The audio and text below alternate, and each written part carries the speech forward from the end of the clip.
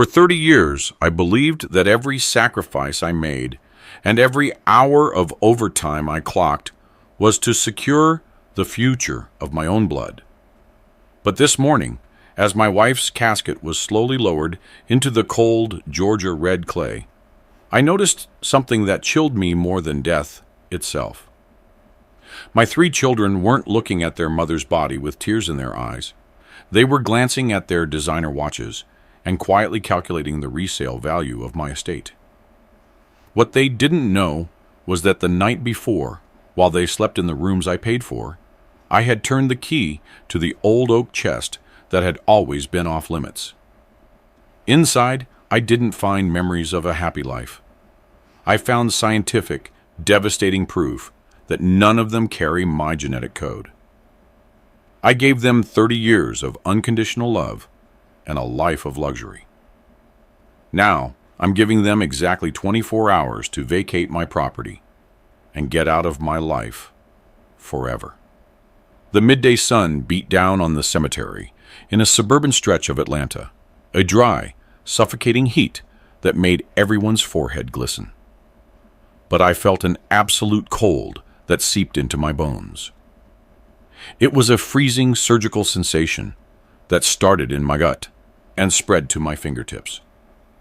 In front of me, the polished mahogany casket descended into the darkness.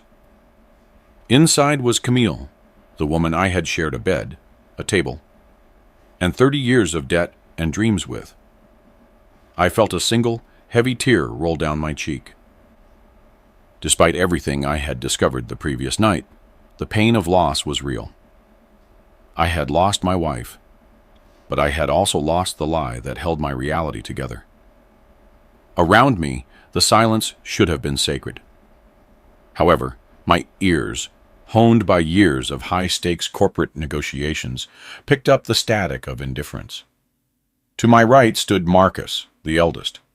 He wore a black bespoke suit I had paid for when he finished his MBA at Duke. He wasn't looking at the grave.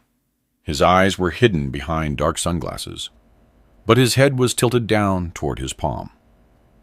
I caught the blue glow of his phone screen, reflecting off his lenses. He wasn't reading prayers. His thumb was scrolling in quick, rhythmic movements. He was checking the stock market, or perhaps answering emails for his own firm, the one he started with my seed capital. To him, burying his mother was unproductive downtime, a nuisance in his busy schedule. To my left was Elena. She was crying, or at least making the right sounds at the right moments. She dabbed her ears with a silk handkerchief, careful not to ruin the professional makeup she'd had done that morning. But between sobs, I heard her whisper to her husband.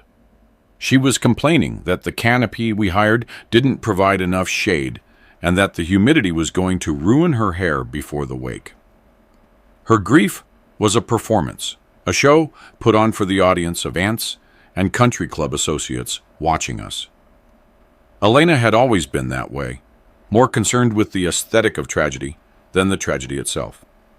She glanced at me, not to check on my well-being, but to make sure I noticed how much she was suffering. And behind me, like a restless shadow, was David, the youngest. He was always the impulsive one, the one who never finished college, the one who always had $1 million idea that required an urgent investment. He leaned in and put a hand on my shoulder. For a second, a brief, naive second, I thought I was being comforted.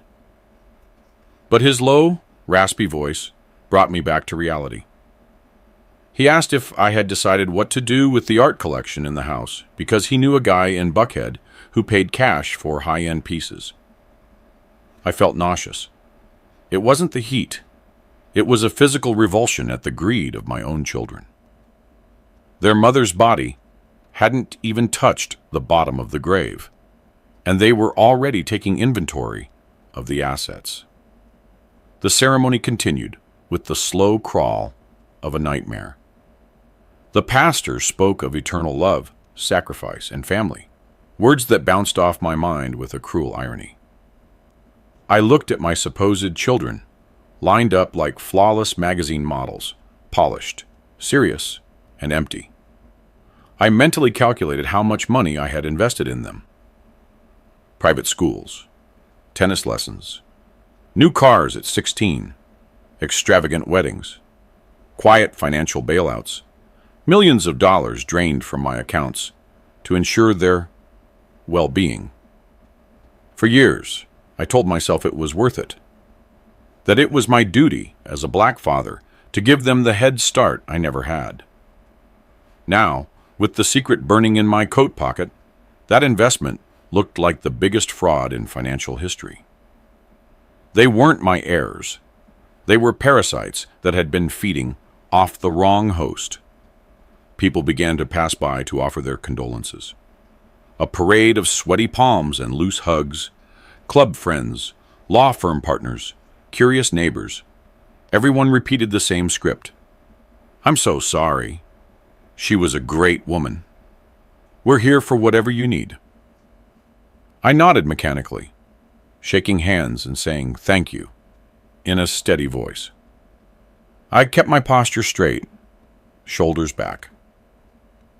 Stoicism was my armor.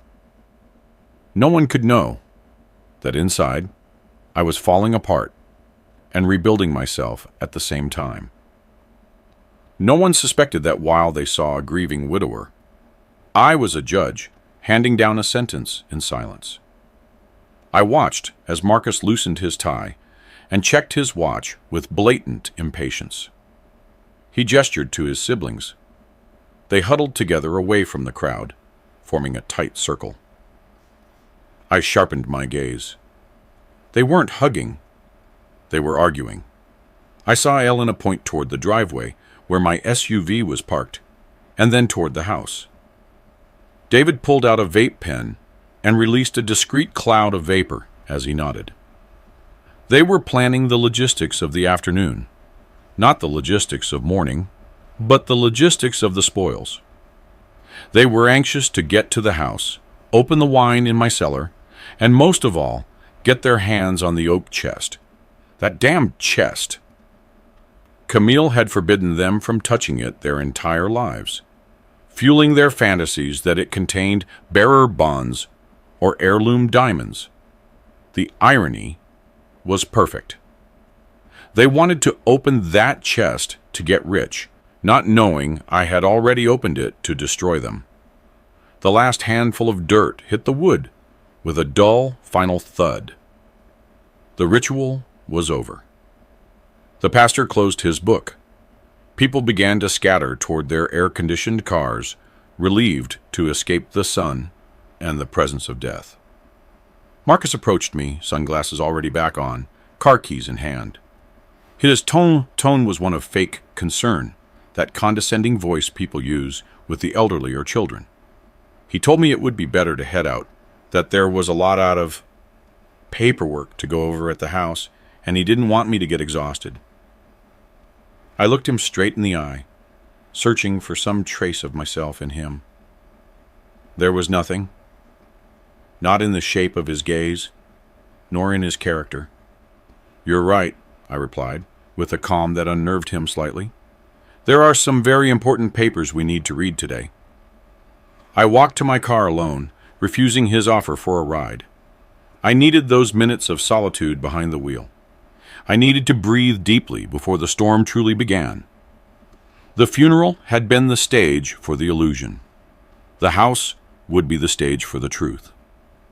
The drive from the cemetery to the house was an exercise in total restraint. I drove my own car, a slate-gray German sedan I bought 4 years ago, following the caravan of luxury vehicles my Sapede children had bought with my money. As I pulled into the cobblestone driveway of our estate, I noticed the lawn was immaculate. The landscaper had come on Tuesday as usual. I paid $300 a month for that service just so Camille could see her roses from her bedroom window. Now those roses looked like bloodstains against the white brick walls. I parked and turned off the engine. The sudden silence was the only thing that offered a second of peace. Stepping into the house, the air still smelled of a sick mixture of medication, funeral flowers, and industrial disinfectant. There were half-finished plastic cups on the mahogany foyer table, crumpled napkins on the floor, and plates with dried-out catering scraps in the kitchen. The house was a mess, the kind of logistical chaos death leaves behind. I waited with a naivety that almost made me laugh for one of them to take off their coat and pick something up.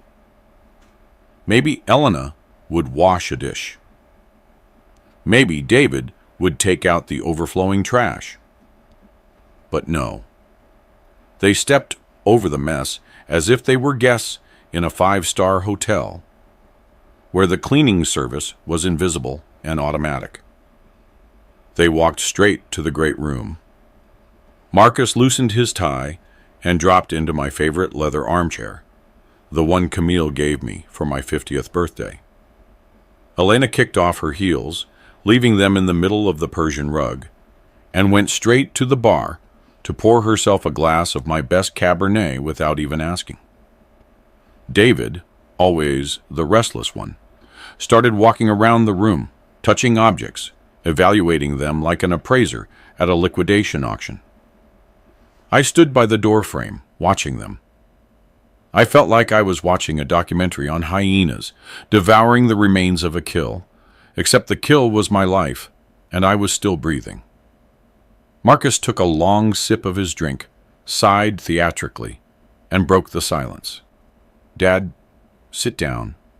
Please, we need to talk about some practical matters," he said in that executive voice he probably practiced in front of a mirror. "We know it's a hard day, but life goes on, and there are decisions that can't wait." I sat in a stiff wooden chair across from them. I crossed my legs and interlaced my fingers over my knee, keeping my face expressionless. "I'm listening," I said. 2 words, nothing more. "The 3 of us have been talking," Marcus continued, gesturing toward his siblings with his glass. "And we think this house is just too big for you alone." It's 6,500 square feet of living space, Dad. The maintenance, the property taxes, the yard. It's absurd for a man your age to deal with all this. Besides, it brings back sad memories. Mom is in every corner. It's not healthy. Elena nodded fervently, her lips stained with wine. "Exactly, Daddy. It's for your own good.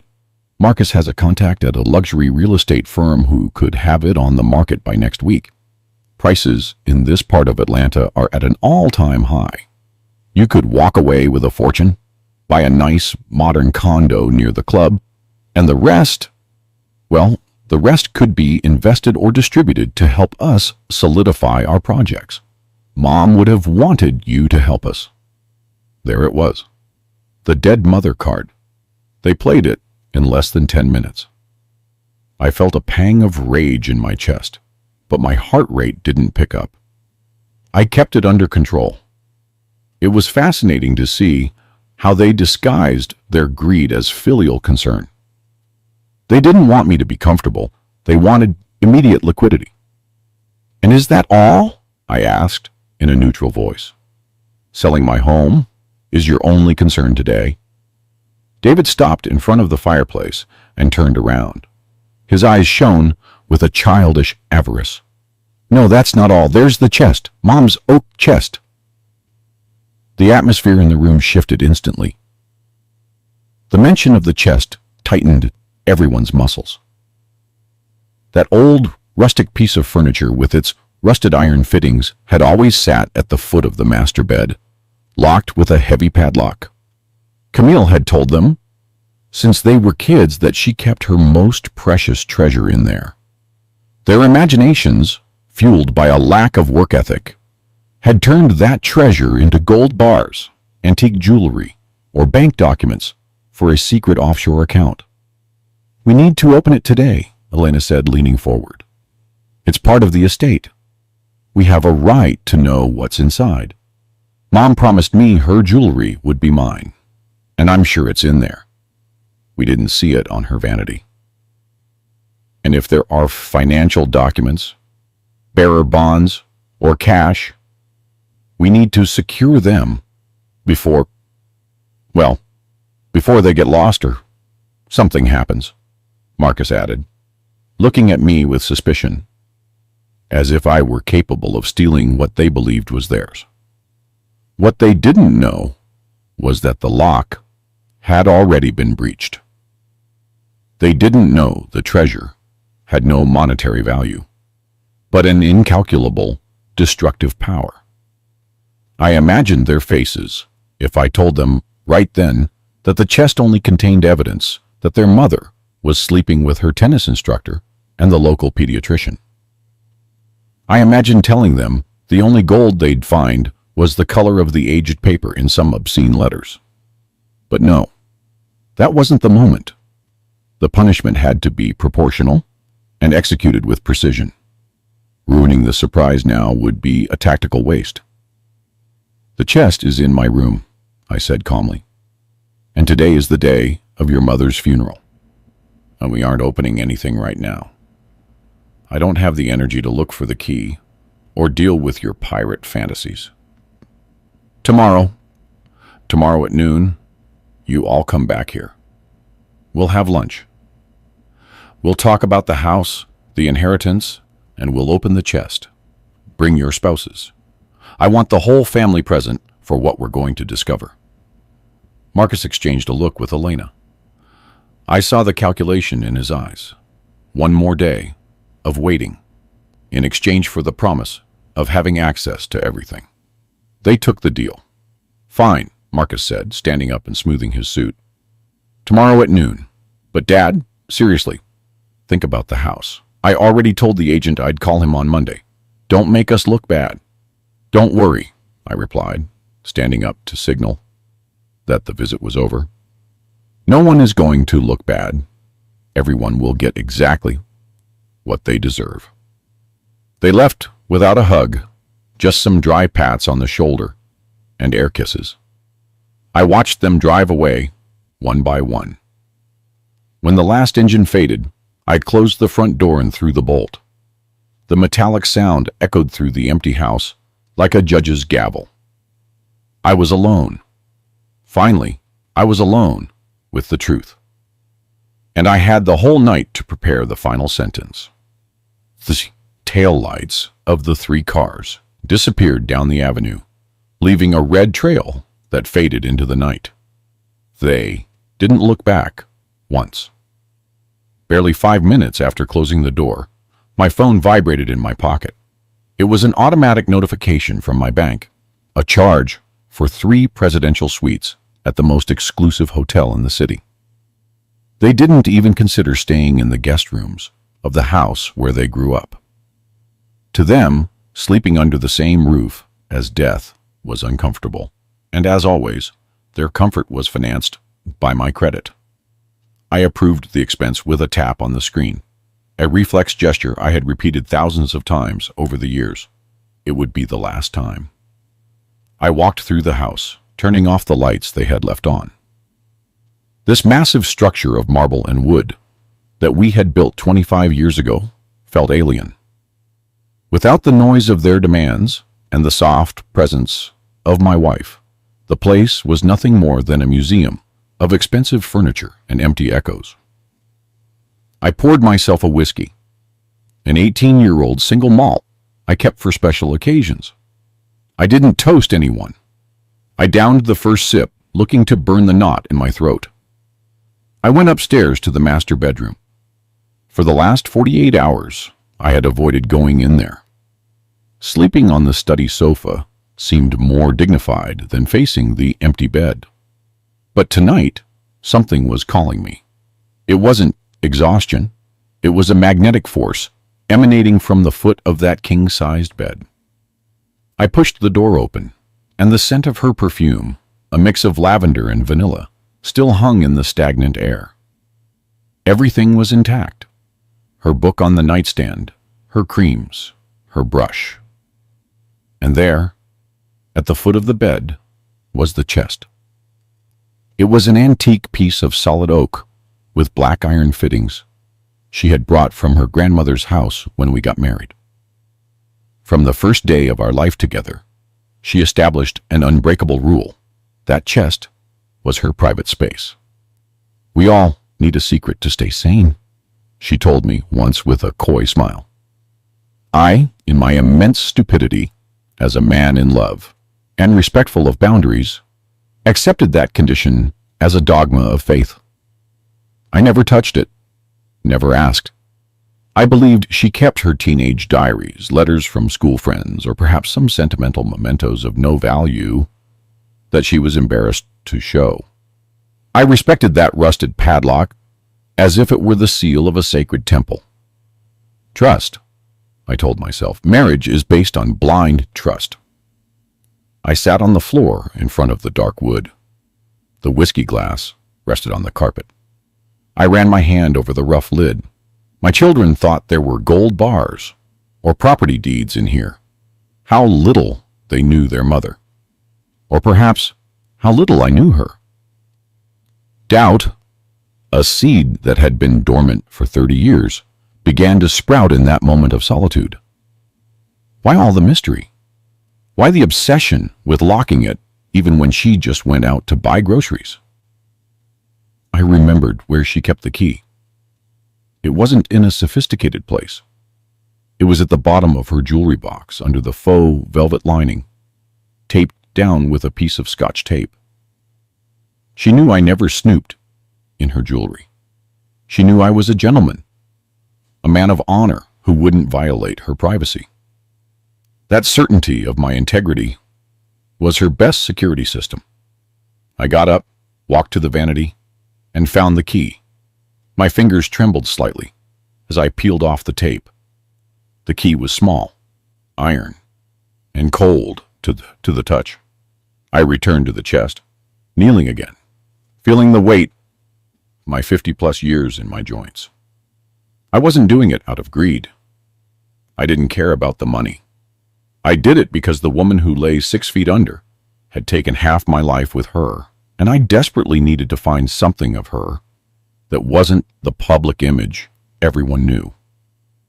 I needed to talk to her one last time, even if it was through her hidden objects. I needed to understand who the woman I slept with every night for 3 decades really was. I inserted the key into the lock. The mechanism was stiff from disuse. I applied some force. The metal groaned, a sharp sound that tore through the silence of the room like a stifled scream. Click. The bolt gave way. My heart beat with a slow, heavy rhythm thumping against my ribs. I took another sip of whiskey to steel my nerves. I put both hands under the heavy oak lid. As I lifted it, the hinges moaned, releasing a smell of old paper and confinement that hit my face. There was no glitter of gold, no flash of diamonds. There were only piles of meticulously organized papers and some beige folders. The light from the bedside lamp illuminated the interior. The first thing I saw was a bundle of letters tied with a faded blue ribbon, and underneath, several folders with medical and laboratory logos. I felt a shiver. It wasn't the cold of the room, it was intuition. That sixth sense men often ignore until it's too late, screaming at me to close the lid and live in ignorance. But it was too late. Pandora's box was open. The piece of my memory was about to be sacrificed on the altar of truth. I reached out and took the first folder. My fingers brushed the cold paper. In that moment, I stopped being the grieving widower and became the prosecutor of my own life. There were no gold bars or stacks of old bills. What my eyes saw under the dim light was much more mundane and, at the same time, infinitely more destructive. The interior of the chest was organized with the precision of a criminal archive. To the left, tied with a blue silk ribbon that had lost its original color, lay dozens of letters. To the right, 3 beige cardboard folders, the kind used in doctors' offices, each labeled with a handwritten initial in my wife's unmistakable round calligraphy. M.E.D. Marcus, Elena, David. I felt the air in the room turn thick, hard to breathe. I reached for the bundle of letters first. The paper felt fragile, brittle from the passage of 30 years. I untied the ribbon carefully. The first letter was dated February 14th, 1991. I did the mental calculation instantly, a reflex of my profession. That was 2 years after our wedding, and 1 year before Marcus was born. I pulled the paper from the envelope. It wasn't my handwriting. It was an angular, aggressive, masculine script. I started reading. My adored Camille, the weight is becoming unbearable. Knowing that you sleep every night next to that gray man, that soulless provider, burns my blood. But be patient. The plan is perfect. He will provide the house, the name, and the security. We will provide the passion and the life. Our love is too big to live in poverty, and he is too blind to see reality.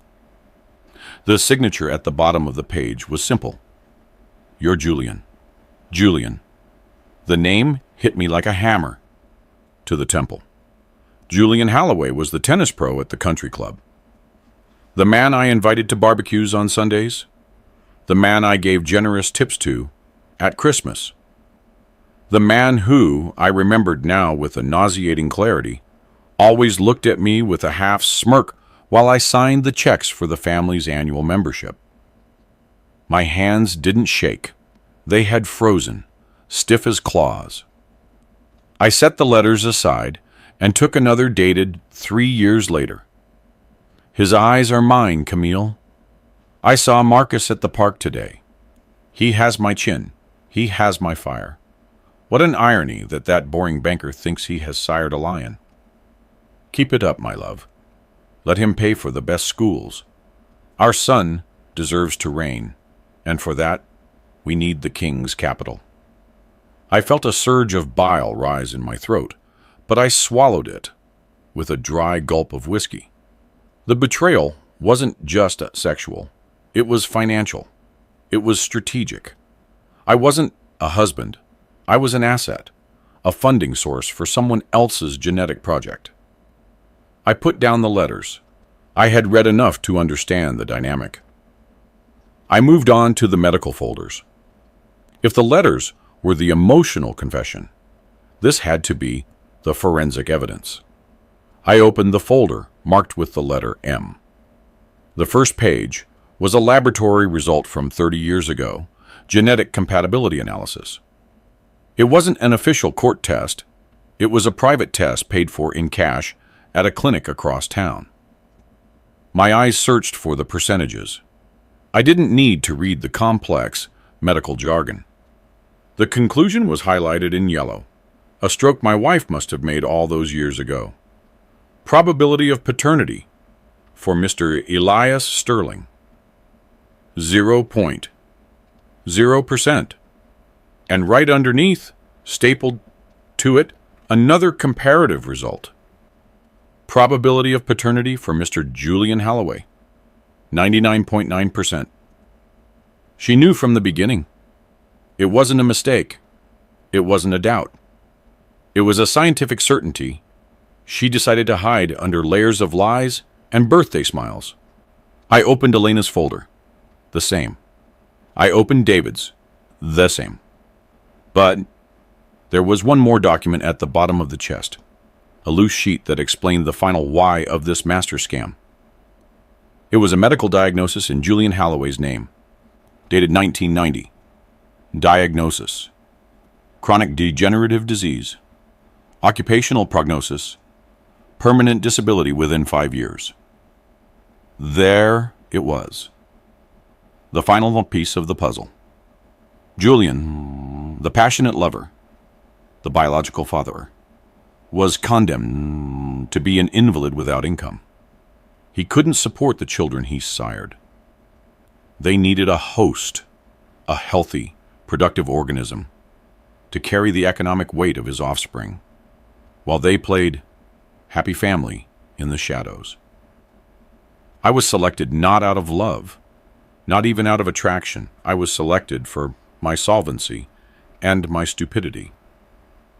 I stared at the empty bottom of the oak chest. 30 years of work, 60 hours a week at the office, missed business trips, stress-induced heart scares, all to feed, clothe, and educate the children of another man.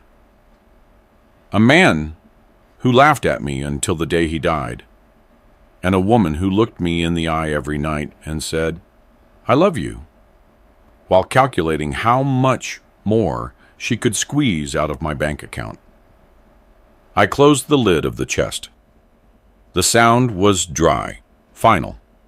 I didn't feel like crying. Tears are for pain. What I felt in that moment wasn't pain. It was absolute clarity, cold and metallic.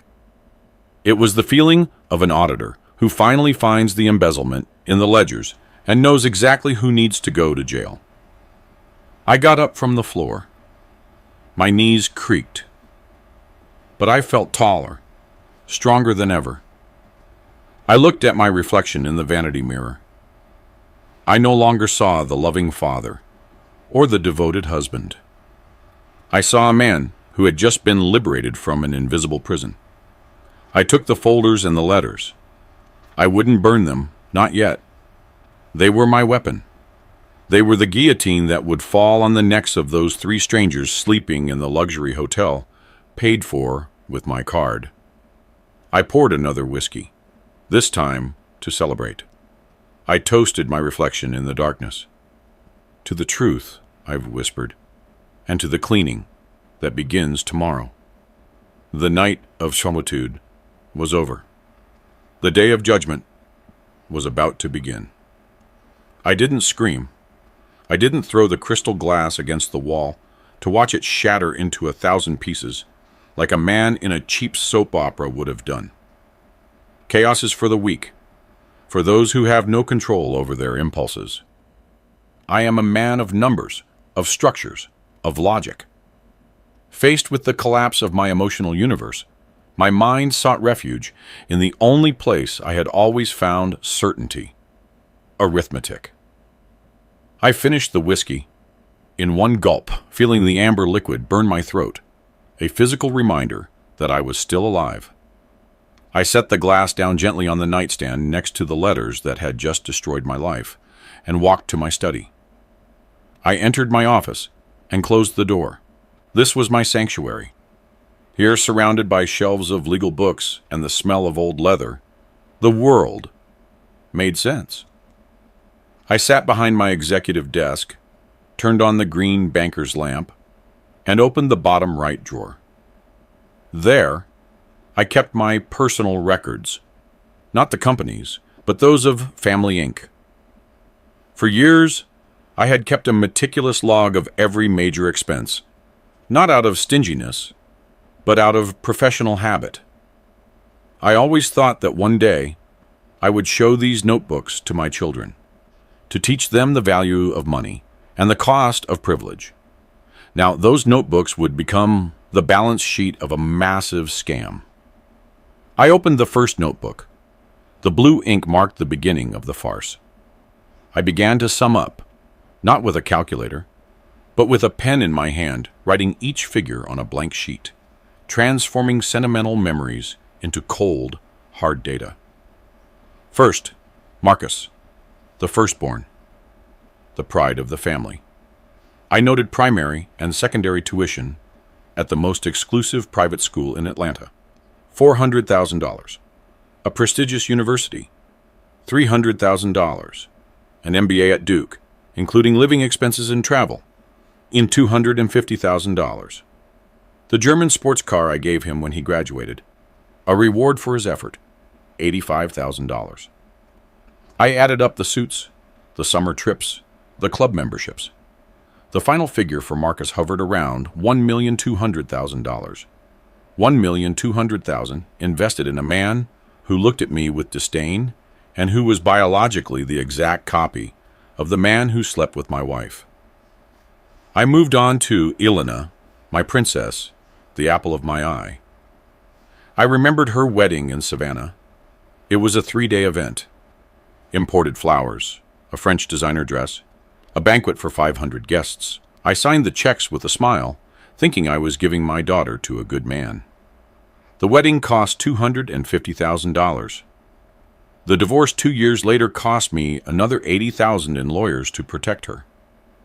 The down payment on her house, the designer furniture, the hybrid car so she could be eco-friendly. Elena's total amounted to $950,000. Money I earned by missing her ballet recitals. Money I generated while her true father was probably sitting in the front row applauding. Finally, John David, the rebel, the misunderstood artist. His expenses were different, more erratic, more painful. 3 stints in rehab in California. $500,000. Legal fees for a DUI. $30,000. Safe business investments that went bust in 6 months. A craft brewery, an art gallery, a mobile app that never worked. $700,000 in lost venture capital.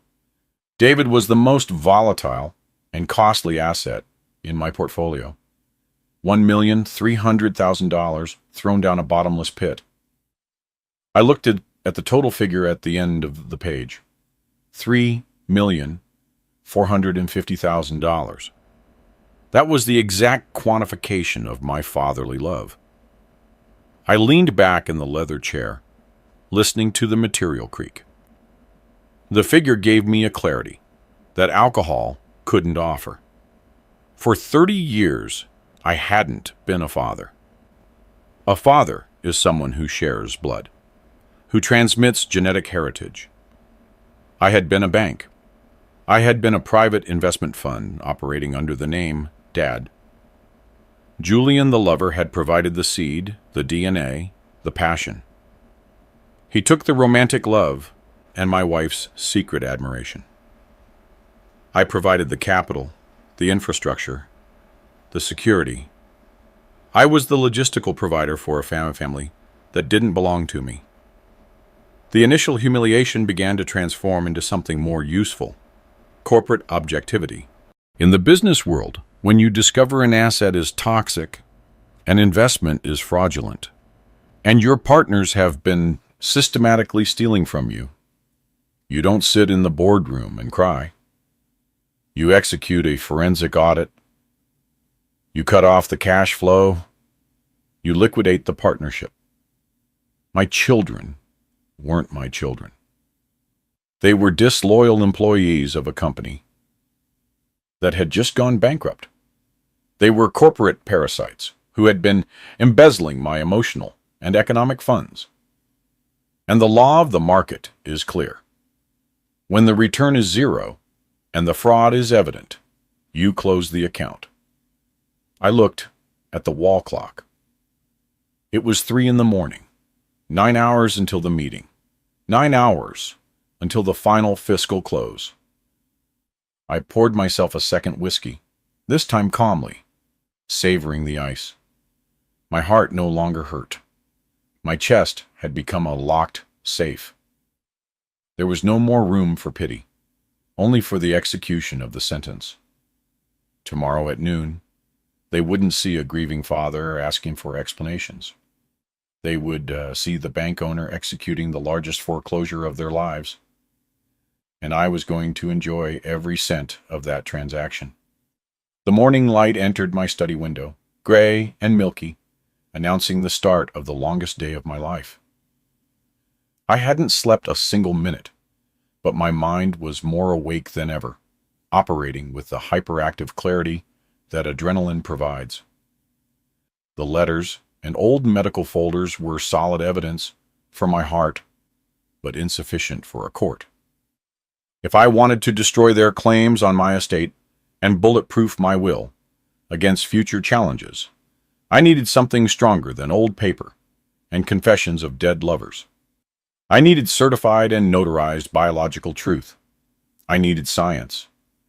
I got up from the leather chair, felt the creak in my joints, and began my collection.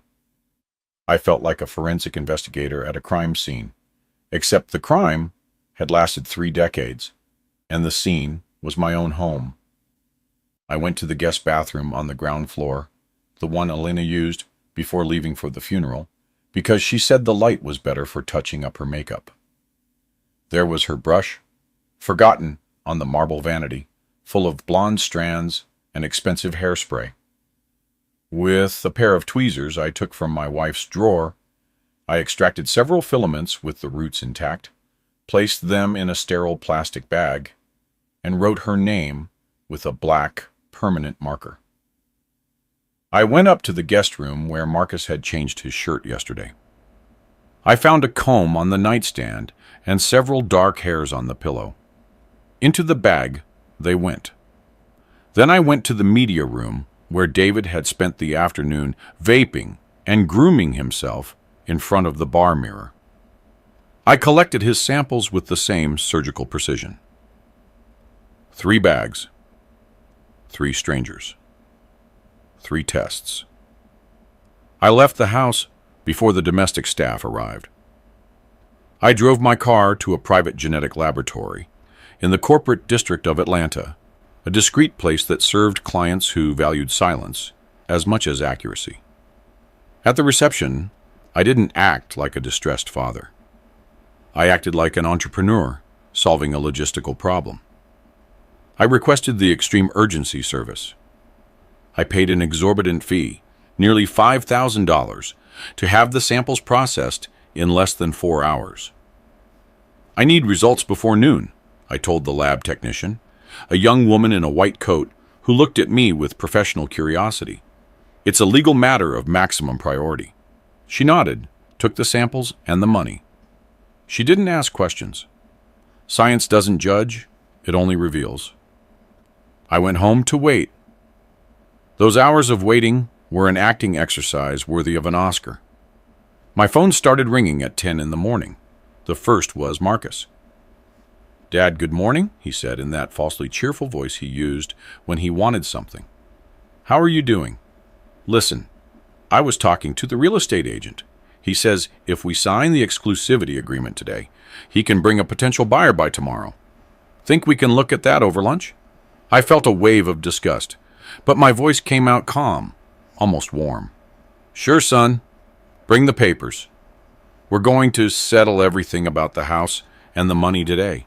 I don't want any loose ends." "Excellent.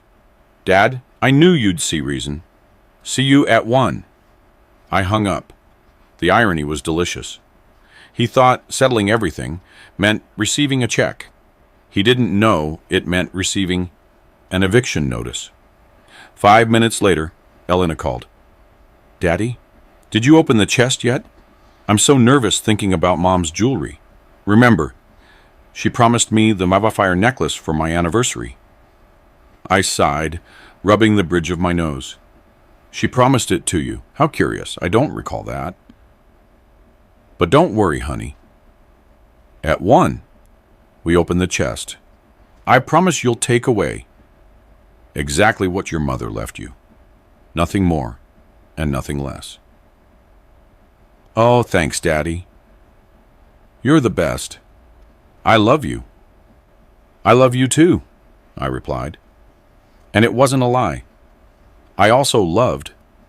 I loved the idea of seeing her face when reality hit her. David didn't even call. He sent me a voice message on WhatsApp. "Hey, old man, I need you to advance me some of the inheritance today. I have a debt with some partners that can't wait. It's only $50,000. We'll deduct it from my share. Cool?" I listened to the message twice. The lack of respect, the casual tone, the blatant demand. I didn't respond. I didn't need to.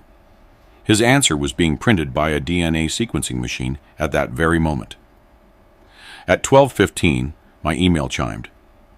The subject line read, "Confidential results. High priority." I sat at the computer. My hands were steady. I clicked. The file opened, displaying a series of tables and genetic markers incomprehensible to the average eye. But the conclusion at the end of each page was clear, written in bold capital letters. Subject A, Marcus. Probability of paternity 0.00%. Subject B, Elena. Probability of paternity 0.00%. Subject C, David. Probability of paternity 0.0%. There it was, the absolution, the external confirmation that my intuition and the letters weren't lying. There was no margin for error, no maybe. Science had spoken, and its verdict was final. I printed 3 copies of each result. The sound of the printer working rhythmically seemed like the most beautiful music in the world. I put the documents into 3 yellow manila envelopes. They were no longer my children. Now, they were legally and scientifically 3 scammers trying to collect on a life insurance policy they had no right to. I stood up and went to the foyer mirror. I straightened my tie. I made sure my face showed no anger, only an impenetrable serenity. I heard the sound of an engine in the driveway, then another, car doors closing, laughter on the porch. They were here, arriving on time for their own financial funeral. I took a deep breath, filling my lungs with cold air. I grabbed the envelopes and walked to the door to greet them. "Come on in," I whispered to myself. "The show is about to begin." The office of Attorney Silas Whitlock smelled of stale tobacco, old leather, and irrevocable decisions. It was a place where people went when their lives were broken, and they needed someone to pick up the pieces with legal terms. Whitlock and I had known each other since college. He had drafted my first will when Marcus was born, ensuring my son was protected if I was gone. The irony of that memory provoked a bitter smile as I crossed the threshold. There were no hugs or pats on the back. Whitlock, a bald and meticulous man who had seen the worst of human nature in his 40 years of litigation, immediately noticed the coldness in my gaze. "Close the door, Elias," he told me, taking off his glasses to clean them with a cloth. "What happened, dude? You look like you've seen a ghost." "I didn't see a ghost, Silas. I saw reality." I placed the 3 yellow envelopes on his solid mahogany desk. The sound of the paper hitting the wood was dry, like a muffled gunshot.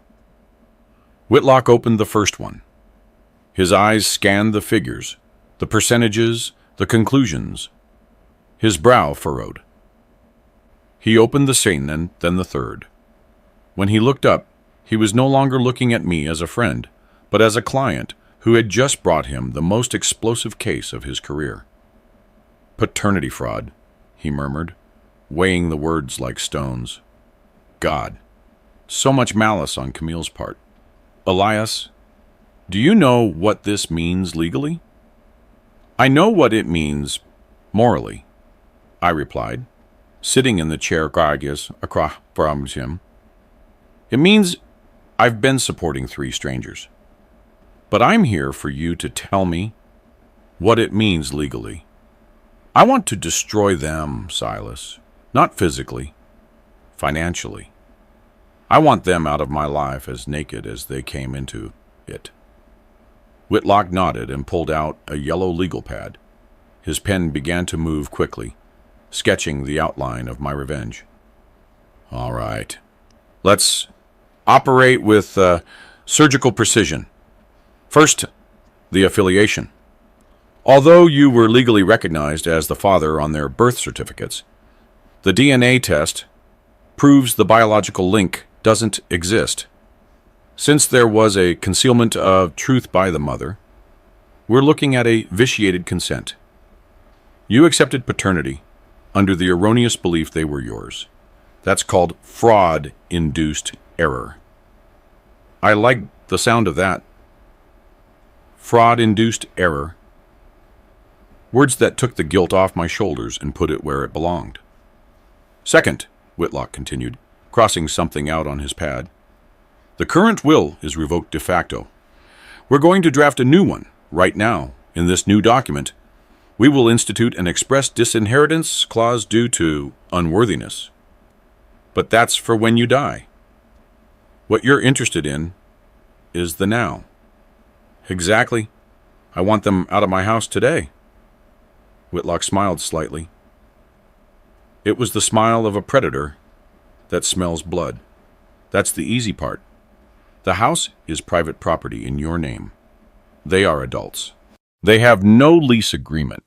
Legally, their status is that of tenants at sufferance. You can revoke their permission to stay at any moment. We'll draft a notarized notice of eviction. We'll give them a 24-hour grace period for humanity's sake, although legally I could have them out on the spot. And the money? I asked. The cars, the cards, the loans. That's where my favorite legal figure comes in. Revocation of gifts for ingratitude, Whitlock said, underlining the phrase 3 times. The law allows for the recovery of gifted assets if the recipient commits acts against the person or estate of the donor. Continuous fraud and breach of trust qualify. We're going to cancel all supplementary credit cards immediately. The cars, if they're in your name, will report unauthorized use if they aren't returned tomorrow.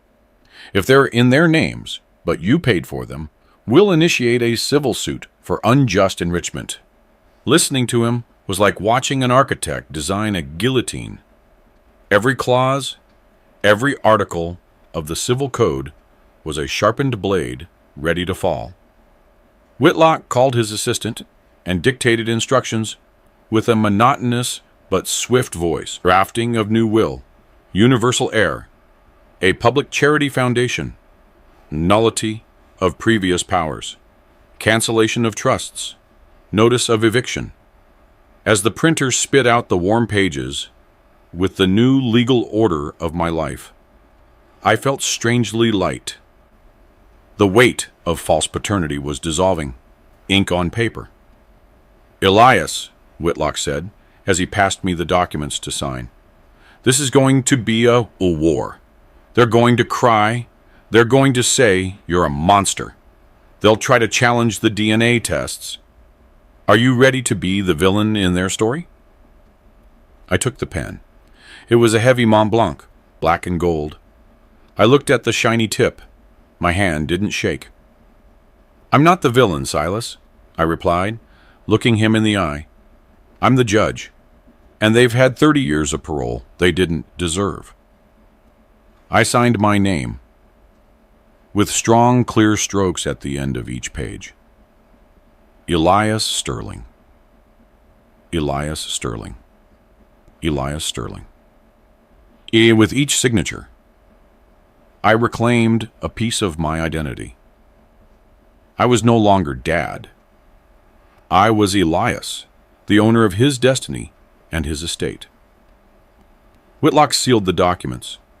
The thud of the notary seal echoed in the room like a final verdict. Done. You have absolute legal power. These folders are your shield and your sword. I took the documents and tucked them into my briefcase along with the DNA tests. It was 12:30. I had 30 minutes to get home. 30 minutes before the vultures sat at the table expecting a feast, not knowing I brought the poison in my briefcase.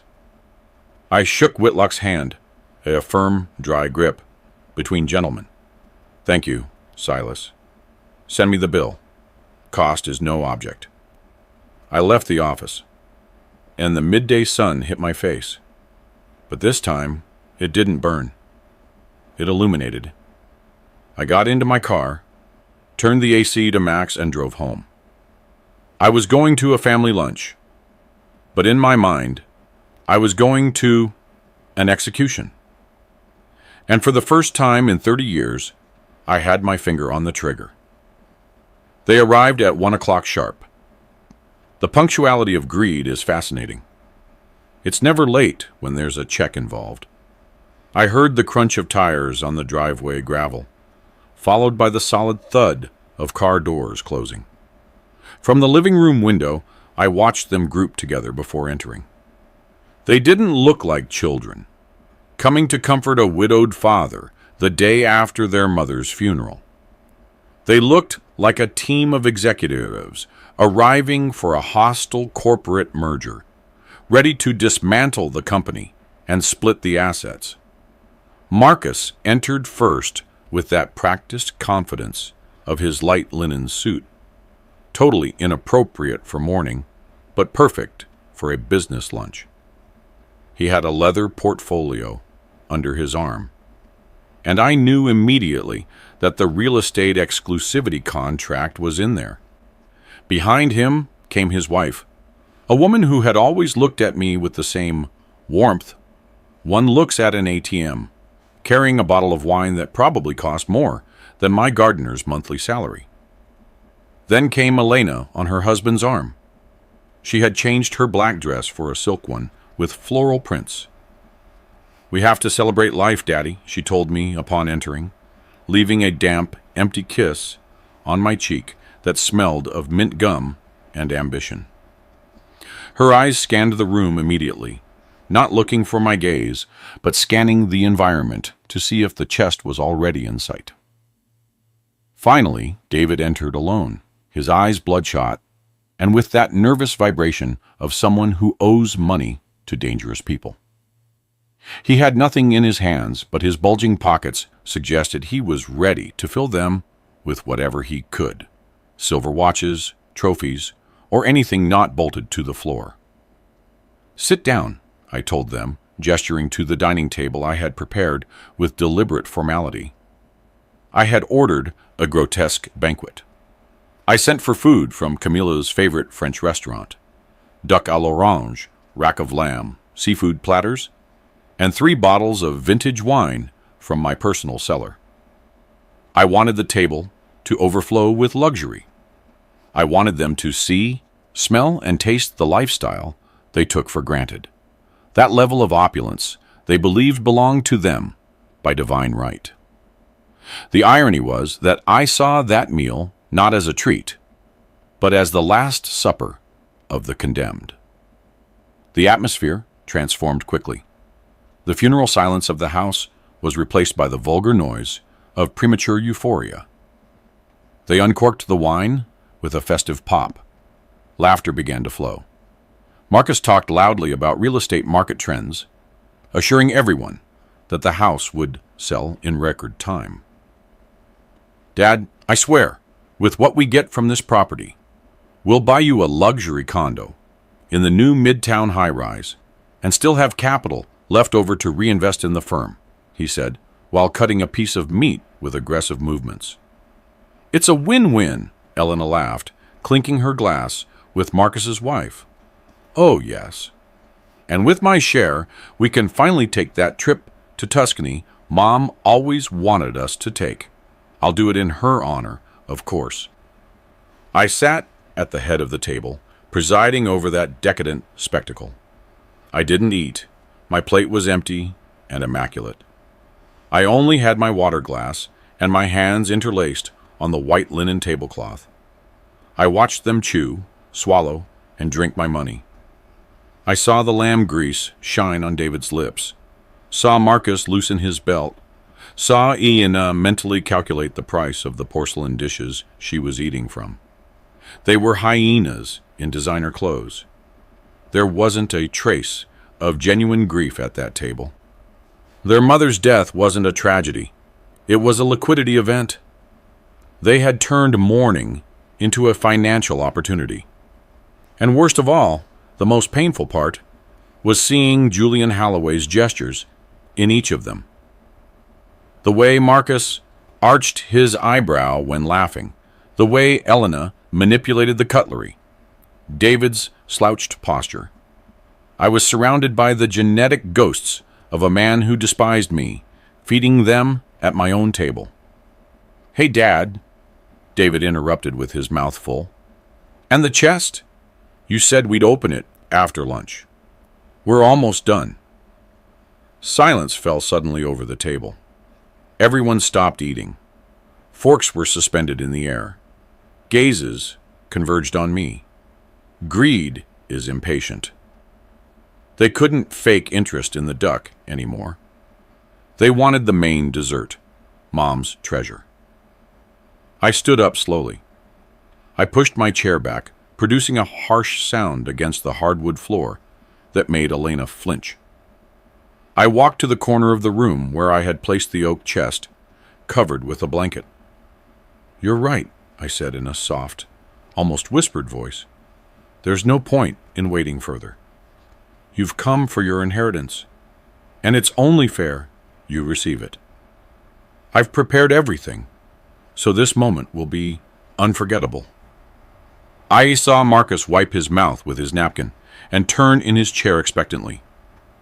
I saw the glint in Elena's eyes. I saw David's anxiety. They thought I was going to pull out money. They thought I was going to hand out checks. They had no idea that what I was about to pull out had no price, but was going to cost them everything. "Bring your glasses," I ordered. "Let's toast before opening it. I want to propose a toast to the truth. Because the truth, my children, is the only thing that sets us free." They stood up obediently, glasses in hand, smiling, like useful idiots. They gathered around the chest in a semicircle. I pulled the blanket off with a theatrical flourish. The old oak appeared imposing and dark. I put my hand on the lid. I felt the cold wood under my palm.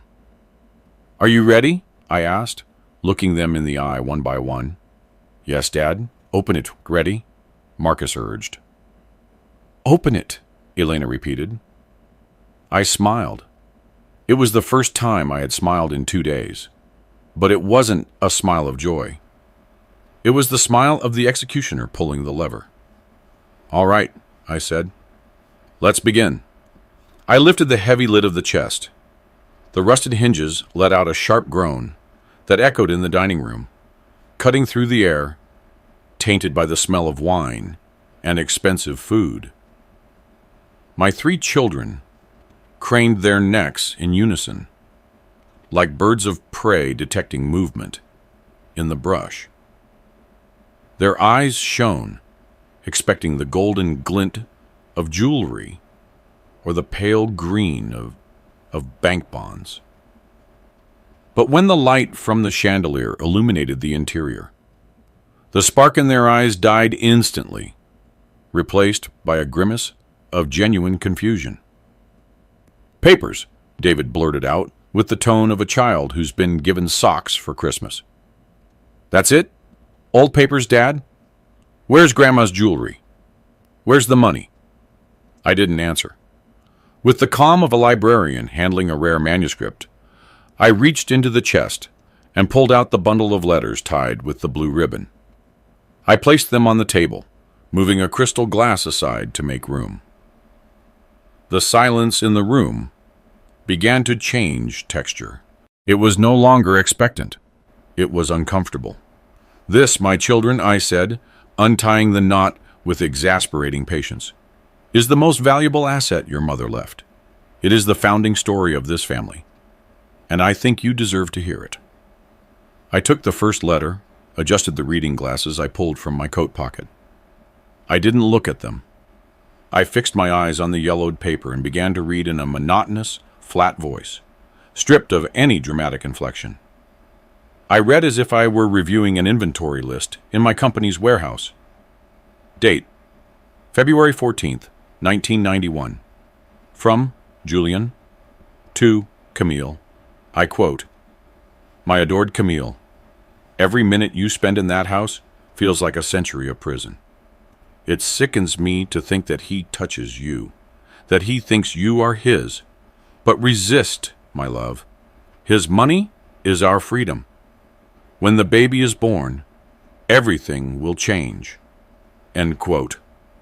I paused. I looked up. Elena let out a nervous chuckle, sharp and fragile. "Dad, what is this? Is it a novel Mom was writing? Who is Julian?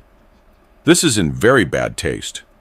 I ignored her and took the second letter. The sound of the paper unfolding was the only noise in the room. Date: August 20th, 1993. I quote, "I saw Marcus today at the park. It's incredible how blood calls. He has my chin. He has that strength that Elias lacks. That man is a bureaucrat of life, Camille. Marcus is a lion, like me. Let Elias pay for the university. We know who that boy really belongs to." End quote. Marcus turned pale. His skin, bronzed by weekends on someone else's yacht, took on a grayish hue like wet ash. He dropped his fork, which hit his porcelain plate with a metallic clatter. "What are you saying?" he whispered. His voice trembled. "That's a lie. Mom was a saint. Documents have no morals, Marcus. They only have data," I replied with coldness. I left that letter on the table, sliding it gently toward him. He recognized the handwriting immediately. Not mine, not Julian's, but the notes in the margin, made in his mother's round calligraphy. "I love you, my lion." Elena and David exchanged looks of panic. The festive atmosphere had evaporated, leaving a toxic residue of fear. They were no longer worried about the inheritance. They were terrified for their identity. I took the third letter. This one was more explicit. Date, May 5th, 1996.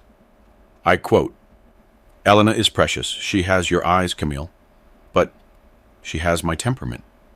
It hurts not to be able to hug her on her birthday, but it consoles me to know that the idiot of your husband has bought her the pony I couldn't pay for. Let him buy her affection. We have the biological truth. He is only the ATM for our happiness." End quote. Elena put her hand to her mouth. Tears began to well up, but they weren't tears of sadness. They were tears of shame. The image of her mother, the perfect matron of high society, was crumbling before her, revealing a calculating and cold woman. And worse, she was seeing herself not as the beloved daughter, but as a project financed by an idiot. "Enough, Dad," David said, standing up. His chair scraped the floor violently. "Enough! You're making this up. You're drunk with grief or something. I'm not listening to any more nonsense." "Sit down, David," I ordered. I didn't yell. I didn't raise my voice. I only projected authority. The authority of a man who has signed every check of their lives. David hesitated for a second. He looked at the door, but the habit of financial obedience was stronger. He sat back down, huddling in his chair. "We're missing the financial part," I continued, folding Elena's letter and taking the medical folders. "Because every business has an operating cost." I opened the diagnosis folder. Clinical report from Central Lab. Patient, Julian Halloway. Diagnosis, negative sterility, high sperm count. Marginal note from your mother. The perfect donor. Page turn. Clinical report from Dr. Thorne. Patient, Elias, meaning me. Diagnosis from 1989. Hidden in this chest for 30 years. Severe male infertility. 0% probability of natural conception. I dropped the folder on the table. The sound was dull. Final. "There you have it," I said, looking at the three of them. I no longer saw my children. I saw three strangers who had invaded my house for decades. I couldn't have children. Your mother knew it. Your biological father, that Julian guy, knew it. The only ones living in ignorance were the four of us. Well, until last night. Last night, I stopped being ignorant. The silence that followed was absolute. I could hear the hum of the refrigerator in the kitchen. Marcus had a lost gaze in the void. Elena sobbed, silently, ruining her makeup. David stared at the table as if he wanted the earth to swallow him. "You've lived a lie financed by my work," I concluded, closing the chest softly. "You've eaten my food. You've spent my money, and you've carried my name. But that's over. The reading of the emotional will is finished. Now comes the execution of the sentence." I took a sip of water. It was fresh. I wiped my lips with the linen napkin and prepared for the final blow. The sentimental part was destroyed. Now it was time to destroy the economic part. The silence that followed was broken by Marcus's nervous laughter. It wasn't a laugh of joy, but the sound of a cornered animal trying to find a logical exit to an impossible situation. He stood up, smoothing his coat with trembling hands, and adopted his negotiator posture, the one he used to intimidate vendors at the firm. "This is ridiculous, Dad," he said, forcing a condescending smile. "I understand you're hurting. I understand finding those old letters has upset you. Mom had a big imagination. She liked writing fantasies. Maybe she was bored. Maybe she was depressed. But basing a financial and family decision on the literary ramblings of a dead woman is, well, it's senile dementia. We are your children. Look at me. I have your nose. I have your walk." Elena joined the choir of denial, wiping her tears with rage. "Marcus is right. For God's sake, Dad, you've raised us for 30 years. 30 years! You taught me to ride a bike. You walked me down the aisle. You're going to throw all that in the trash for some old paper? A father is the one who raises, not the one who sires. That's what you always told us." "Exactly," David intervened, recovering his usual arrogance, now that he felt group support. "Stop acting like a crazy person. Close that chest. Give us our share, and let's forget this happened. Tomorrow you'll feel embarrassed about this little stunt." I looked at them with anthropological fascination. It was incredible, the human capacity to deny reality when it threatens a bank account. They appealed to biology when it suited them, and to sentiment when biology failed. They wanted to be my biological children, to inherit without taxes. But they wanted to be my children of the heart, to avoid moral judgment. "You're right about one thing," I said in a calm voice, reaching into my leather briefcase I had left by the chair. "Letters are subjective. Handwriting can be forged. Your mother's fantasies could be just that. Fantasies. That's why this morning, while you were sleeping in your 5-star suites, I went to look for something more concrete, something that has no feelings, no memories, no imagination." I pulled out the 3 yellow manila envelopes. The sound of the thick paper hitting the table was much more intimidating than any scream. They were official envelopes, sealed with the blue metallic logo of the most prestigious genetic lab in Atlanta. "What is that?" Elena asked, her voice breaking into a sharp whisper. "Science," I replied. "Mathematics applied to blood." I took the first envelope.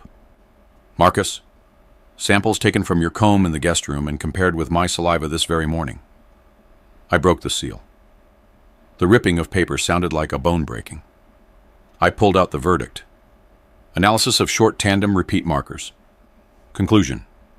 The probability that Mr. Elias Sterling is the biological father of subject Marcus is 0.0%. I looked up. Marcus collapsed into his chair as if his leg tendons had been cut. His mouth opened and closed, but no sound came out. "However," I continued, reading the second paragraph of the report, "the laboratory found a partial match of alleles with a reference sample archived in 1990 belonging to Mr. Julian Halloway. Probability of kinship, 99.9%. "No," Marcus murmured. "That's not possible." "It's a fact," I sentenced. I took the second envelope. "Elena, samples taken from your hairbrush." I opened the envelope. She closed her eyes, refusing to see. "Probability of paternity with respect to my person, 0.0%. Probability of paternity with respect to Mr. Julian Halloway, 99.9%. "Shut up!" Elena screamed, covering her ears with her bejeweled hands. "I don't want to hear it. You're my dad. You are my dad. I was your sponsor, Elena, not your father." I took the last envelope. David was no longer looking at me. He was looking at the door, calculating the distance to flee. David, the youngest, the one who supposedly looked like my grandfather. I opened the document. The same. 0.0% match with me, 100% match with Julian Holloway. I laid the papers on the table, aligned perfectly in front of each of them. Julian wasn't just an occasional lover. He was the official stallion of this family. Your mother and he set up a child factory, and I was the unsuspecting investor who paid for the production. You are full-blood siblings, that's true. You are children of Camille and Julian. But with me, you don't share a single molecule. The dining room fell into a deathly silence. There were no more arguments.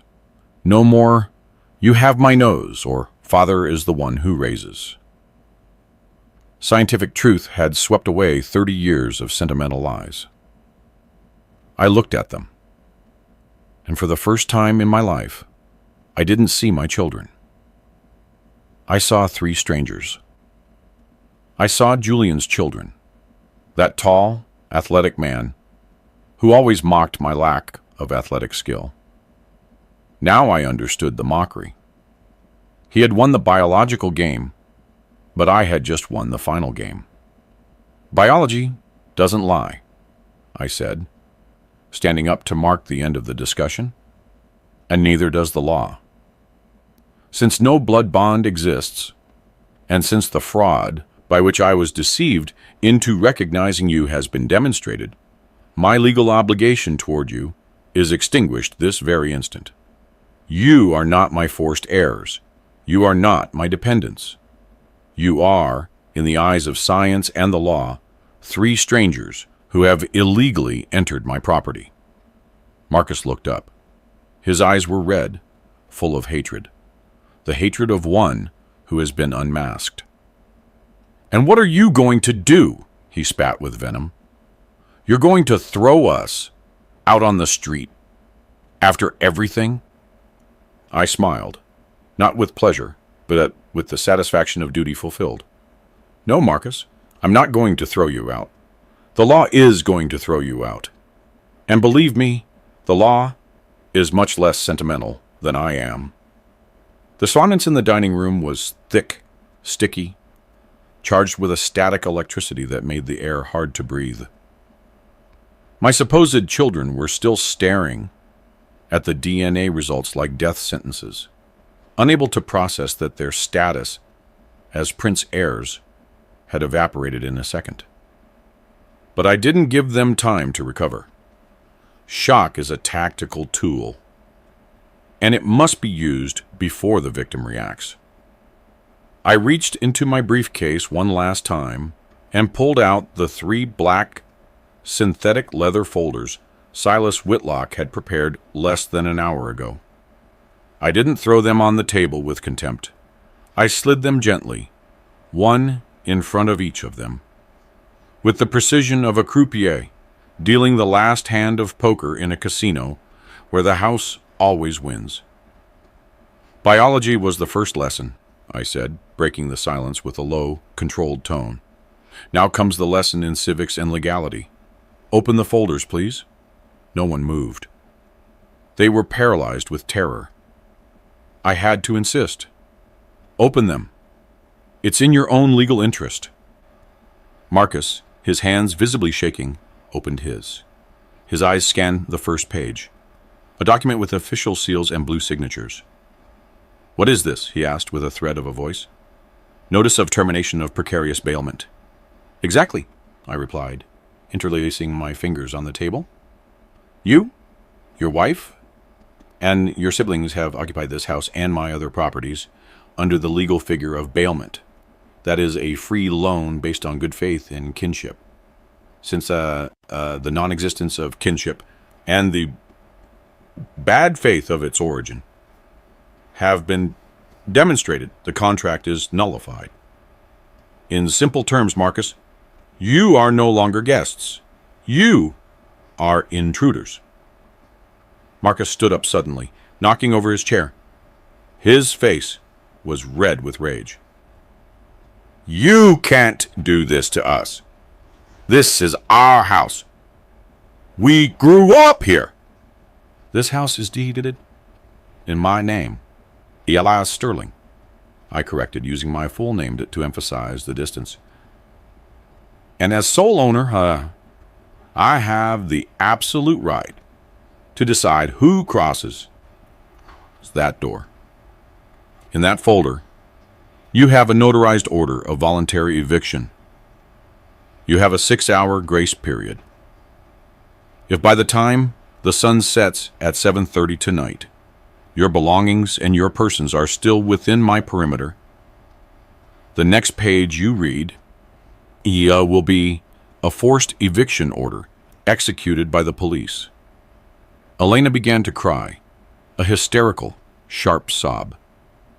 She opened her folder seeking comfort, but found financial terror. Cancellation of credit lines, she read between sobs. Requirement for vehicle return.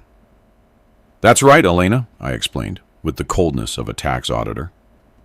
The platinum credit cards you use, the new SUV you drive, the beach condo you use on weekends, it's all in my name, paid by my accounts.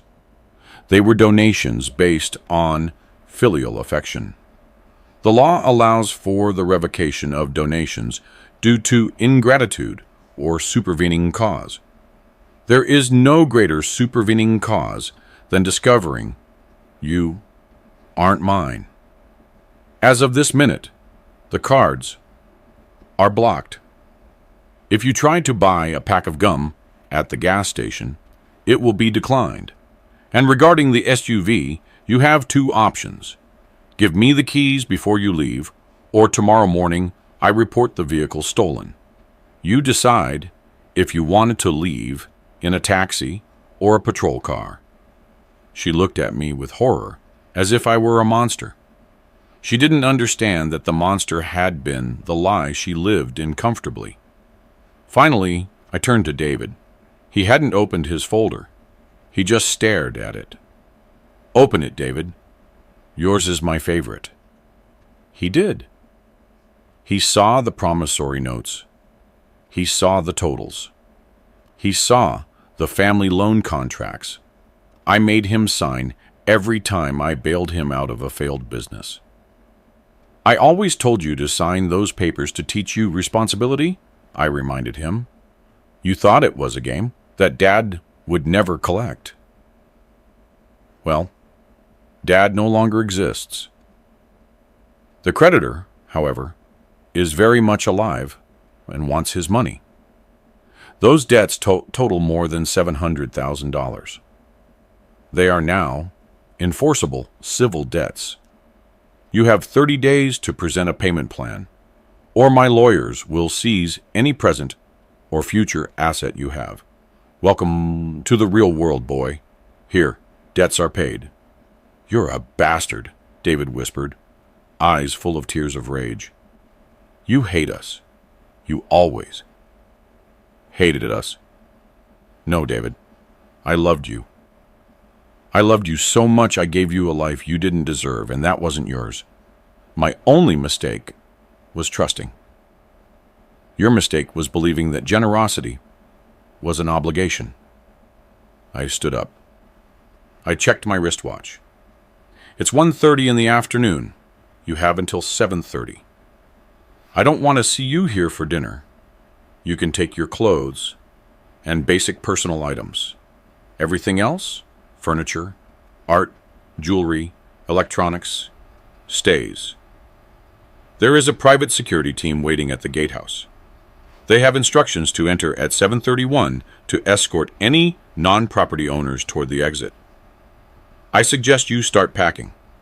Suitcases don't pack themselves. I turned around and walked toward the dining room door. I didn't wait for their response. I didn't care about their pleas. I walked toward the exit of the house, toward the garden where the air was clean and the sky was blue. Behind me, I heard the explosion of chaos. Elena's crying, Marcus's yelling, the sound of glass breaking. But I didn't stop. I walked to my car, got in, and closed the door. The vehicle's acoustic insulation cut off the sounds of their desperation. I started the engine and put on classical music. It was time to go. My work there was done. The law was in action, and justice finally had my face. At 7:30 at night, the engine of the last moving truck faded into the distance, swallowed by the darkness of the avenue. My ex-children, or rather the precarious tenants I had just evicted, met the deadline with the exact punctuality that only legal fear can inspire. There were no sentimental farewells, no last-minute hugs or promises of redemption. There were only looks of pure resentment through the tinted windows of their cars and the aggressive screech of tires on the pavement. I closed the main gate with the remote, and as the black iron bars came together with a final metallic sound, I felt my lungs expand, filling with clean air for the first time in 30 years. I went back inside the house. I walked slowly through the hallways that barely a few hours before had been an emotional battlefield. I entered the room Marcus occupied. He had left clothes hangers scattered on the floor and an empty designer shoebox in the corner, remnants of his hurried flight. In Elena's room, the scent of her sweet perfume still clung to the curtains, a persistent olfactory trail of her toxic presence. In David's room, I found an irregular hole in the drywall, surely the result of a punch of impotent frustration before leaving. I stopped to look at it and smiled. That hole wasn't property damage that worried me to repair. It was a monument to my victory. It was the physical proof that their arrogance had broken against the wall of my reality. The house was empty, immensely empty, but it no longer felt desolate. The silence that reigned now in the double-height living room wasn't the heavy, dense, accusing silence of recent widowhood. It was a clean, sterilized, clinical silence. It felt like the environment of an operating room right after a malignant tumor has been successfully removed. The patient was sore, yes, but the cancer was out. I poured myself a glass of wine, but not from the bottles they had opened and left half finished. I opened a new bottle, a bottle for me. I walked to the great room, where the oak chest still sat open on the table, like a yawning mouth that had already said everything it had to say. I approached the stone fireplace. It had been years since I lit it, because Camille complained about the smell of smoke on her imported tapestries. I stacked some dry logs with methodical calm. I placed some newspaper and lit a match. The flames caught quickly, orange and vivid, dancing with a ravenous hunger. I took Julian Holloway's bundle of letters, weighing them in my hand for a moment. They were just paper and aged ink, but they felt as if they weighed tons of compressed betrayal. I wasn't tempted to read them again. They didn't deserve another second of my cognitive attention or my emotional energy. I tossed the first bundle into the fire. The paper curled inward, darkened, and finally burst into bright flames. I watched as the blue ink faded, as the words of eternal love and secret passion turned into gray, volatile ash that rose through the chimney flue. Then I took the medical folders, the old photos kept there, the diagnoses of sterility, the pregnancy tests, the ultrasounds I had framed with naive pride at the time, all into the fire. I watched, hypnotized, as the plastic of the folders melted and dripped, consuming itself in the purifying heat. It was a pagan and absolutely necessary ritual. I wasn't erasing the past, because the past is an immutable fact. I was erasing the power that past had over my future. As the last letter turned to black dust, I felt I was taking off a lead coat I had been wearing for decades without realizing its weight. The next morning, I called the same real estate agent Marcus had been conspiring with behind my back. His tone was one of stuttering surprise when I told him I wanted to sell, but not under my son's conditions, but under mine. Sell it as is, I instructed him in a firm voice. Gated. With the furniture, with the paintings, with the curtains, with everything. I don't want to take anything with me. I want to close the front door today and never open it again. The house sold in 2 weeks to an aggressive developer who planned to demolish it to build luxury, vertical condos. It seemed like the perfect and poetic fate. That structure had been built on foundations of lies. It deserved to be razed to the ground so something real could take its place. With the money from the sale, which was a considerable sum, I didn't look for another mansion in the suburbs. I didn't need 6 empty rooms and a 1,000-square-foot yard for one man. I bought a penthouse on the 25th floor of a modern tower in Atlanta's financial district. It's a place of straight lines, polished concrete, floor-to-ceiling glass, and stainless steel. There's no old wood that creaks. There are no dark corners or basements to hide chests with secrets. It's a space of absolute transparency and perpetual light. From my terrace, I can see the whole city spread at my feet. I see the traffic on the avenues, the lights of corporate buildings, life continuing to flow indifferent to our minuscule dramas. My new home is functional, efficient, and above all, honest. There's no room here for emotional clutter or sentimental relics. I have a high-end Italian coffee maker, a good ergonomic reading chair, and a high-fidelity sound system. It's all I need. The cleaning was total. I didn't just get rid of financial parasites and physical memories. I got rid of the fake identity they had fabricated for me and that I had accepted wearing. I am no longer the provider father, the cheated husband, the sad widower. I am simply Elias.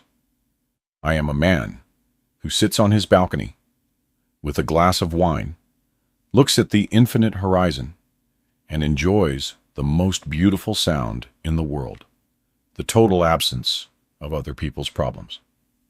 Solitude, I discovered, in these quiet nights, is not a sentence when it's chosen voluntarily. It is the most expensive and exclusive luxury that exists.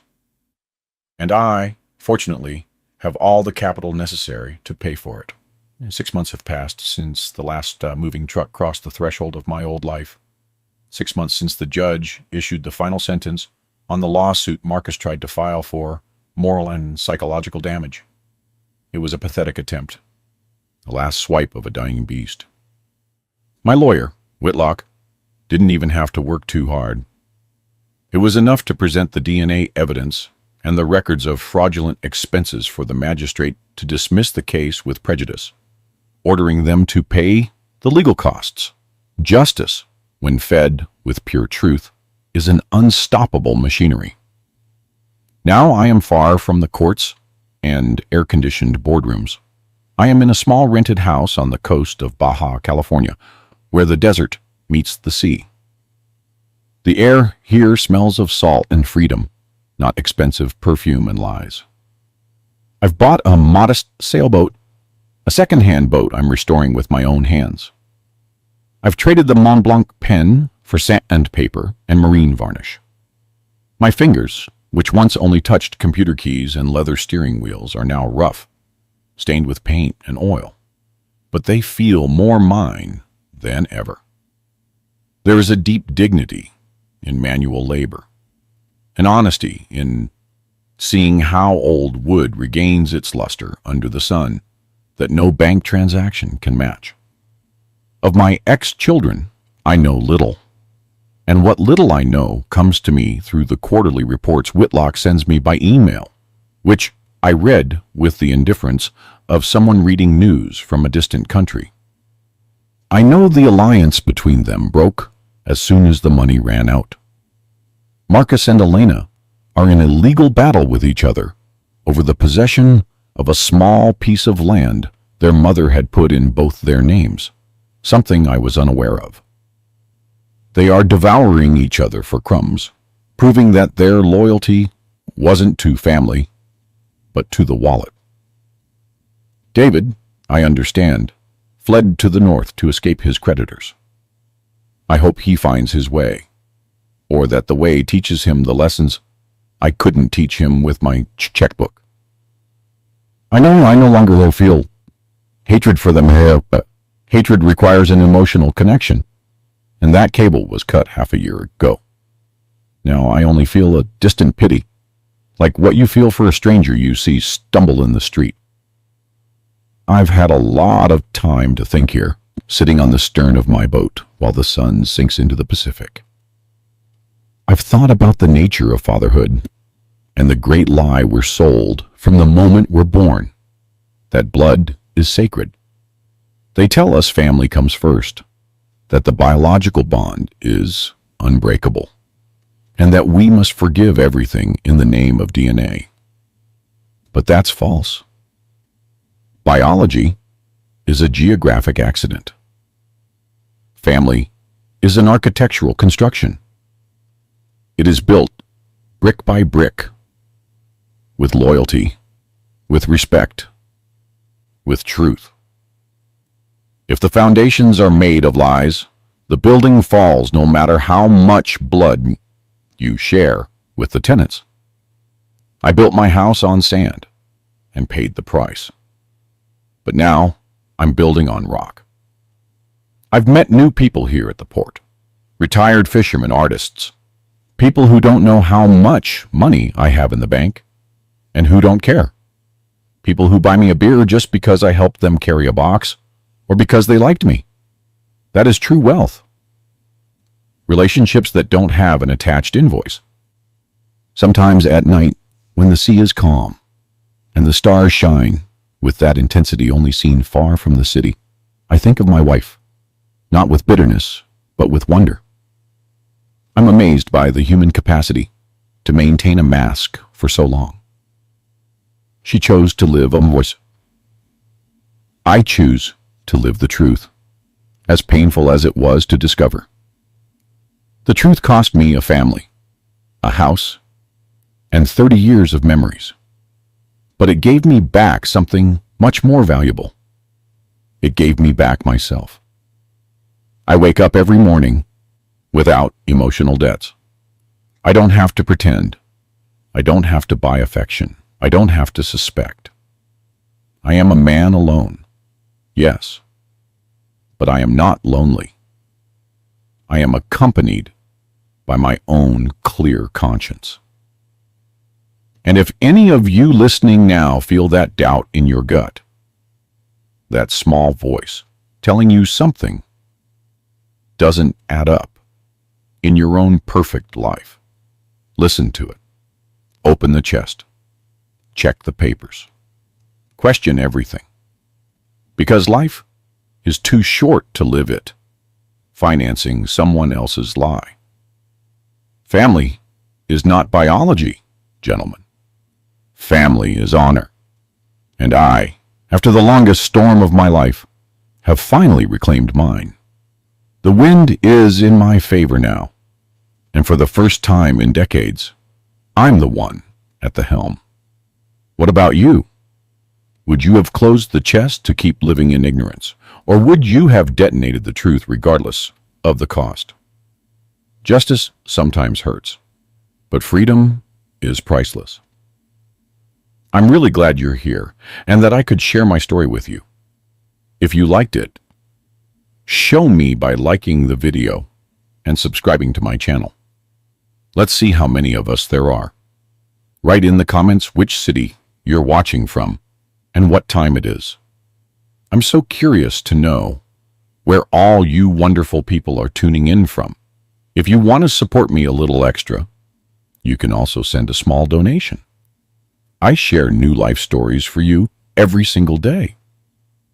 And now, two of my most popular stories will pop up on the screen, so you can choose what to watch next.